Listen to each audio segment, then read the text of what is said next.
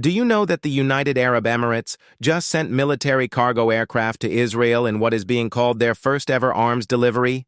Yes, it comes just after Israel bombed Yemen and killed the Prime Minister. This is why U.A.E. did that.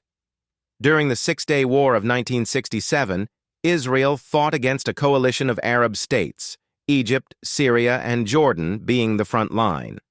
Other Arab countries, including the Gulf states such as the U.A.E., did not directly take part in the battles, but they stood behind the cause financially and politically, condemning Israel and supporting their Arab brothers.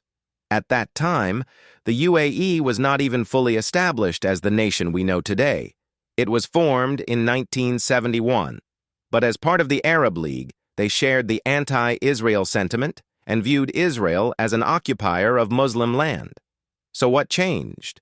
For decades, Israel and the U.A.E. had no official diplomatic ties, no trade, no flights, no public agreements. Yet behind the curtains, there were whispers of cooperation, mostly in technology, intelligence, and cybersecurity. Then, in 2020, under the Abraham Accords brokered by the United States, Israel and U.A.E. officially normalized relations. This was the first time in history that the U.A.E. recognized Israel openly and began full diplomatic, economic, and even military cooperation. From then on, the story flipped. What was once silence and hostility slowly turned into trade deals, tourism, and now, even weapons. But to many, this looks like betrayal. People are asking, how can a Muslim country supply arms to Israel at the very moment Palestinians in Gaza are bleeding, Lebanon is burning, and tension across the Middle East is at its peak?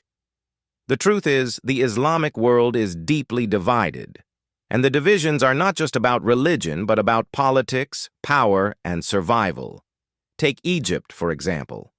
Historically, Egypt fought Israel multiple times, in 1948, 1967, and 1973. But today, Egypt keeps peace with Israel through the Camp David Accords.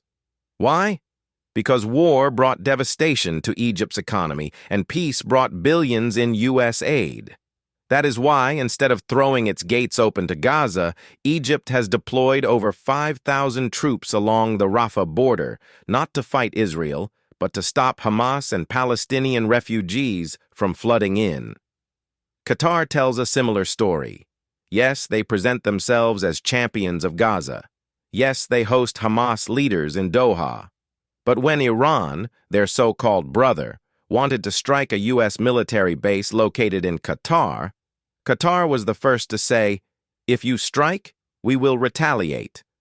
That is because their survival depends on U.S. protection, and their massive gas wealth is tied to Western markets. Iran knew this, which is why Tehran warned Qatar in advance. Don't worry, we won't hit you. So why are these wealthy Arab nations distancing themselves? First, they don't see the conflict as a purely religious war anymore. For them, it is political. Groups like Hamas in Gaza, Hezbollah in Lebanon, the Houthis in Yemen, and even Iran itself. Many Gulf states have labeled them as terrorist organizations, backed by Tehran. So while ordinary Muslims may see Gaza as brothers in faith, governments in Riyadh, Abu Dhabi, Cairo, and even Doha see them as destabilizing forces that could one day threaten their own thrones. Second, these nations care about survival and wealth more than ideology.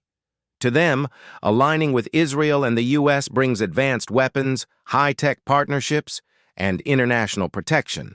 Meanwhile, supporting Gaza openly risks sanctions, military retaliation, or internal unrest.